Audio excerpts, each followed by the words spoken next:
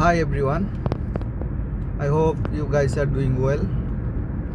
So আজি 79 independence ডেৰ শুভেচ্ছা সকলোকে জনাইছোঁ আৰু লগতে সকলোৱে ভালে আছে বুলি আশা ৰাখিছোঁ। সো আজি দিনটো ঘৰতে, তাৰপিছত লাঞ্চ কৰি অলপ ভাবিলোঁ ইণ্ডিপেণ্ডেন্স ডেৰ কাৰণে অলপ ফুৰি আহোঁ। তাৰপিছত লগৰ এটাই কল কৰিলে আমাৰ ঘৰৰ ওচৰতে থকা জয়গোপাল লজিষ্টিক পাৰ্কত বহুত মানুহ আৰু লগতে জেনেৰেশ্যন জিৰ ছাত্ৰীসমূহ আহিছে বোলে, ছাত্ৰীসকল আহিছে, বহুত ছাত্ৰী আহিছে বোলে। সেইকাৰণে ঘৰৰ পৰা অলপ ওলাই আহিলোঁ, চাওঁচোন কিমান ছাত্ৰী আহিছে ৰিলছ বনাবৰ কাৰণে, যোনবোৰ মই ইমান ভাল নাপাওঁ। জেনেৰেশ্যন মানে জিৰ ছাত্ৰীবোৰ যি কাণ্ড কাৰখানাবোৰ কৰি থাকে, ইমান মই ভাল নাপাওঁ আৰু। তো বলক লজিষ্টিক পাৰ্কলৈকে যাওঁ। তাৰ আগতে চাওক ধুনীয়া ৱেডাৰ আৰু লগতে ধুনীয়া চিনেৰীটো চাওক। আপোনালোকে ইয়াৰ পৰা চাব লজিষ্টিক পাৰ্কত ক'ত কেনেকৈ সোমাব লাগে, মানে বিশেষকৈ অভয়াপুৰী বঙাইগাঁও ছাইডৰ পৰা আহিলে বহুতে হয়তো আহি ৰাস্তা বিচাৰি নাপায় কোনফালে কেনেকৈ লজিষ্টিক পাৰ্কত সোমাব লাগিব। তো মই কোনফালেদি গৈ থাকোঁ সেইটো আপোনালোকে ফ'ল' কৰিব। প্ৰথমতে সেইটো ছাইডৰ পৰা আহিলে ডাইৰেক্ট লেফ্ট টাৰ্ণ এইটো ল'ব, লেফ্ট টাৰ্ণ লৈ ফ্লাইঅভাৰৰ পৰা তলত যাব লাগিব।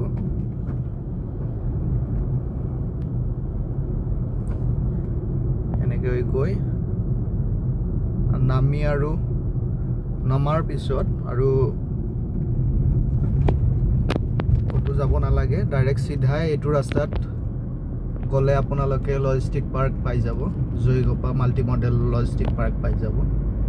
তো আহক একেবাৰে লজিষ্টিক পাৰ্কত গৈ লগ পাই আছোঁ। চ' গাইজ ফাইনেলি আহি পালোঁ জয়গোপাল মাল্টি মডেল লজিষ্টিক পাৰ্কত। এতিয়া আপোনালোকে চাব পাৰিব লৱাৰ আছামৰ নানান ধৰণৰ ছাত্ৰীসকলক। বহুত ছাত্ৰী আহিছে।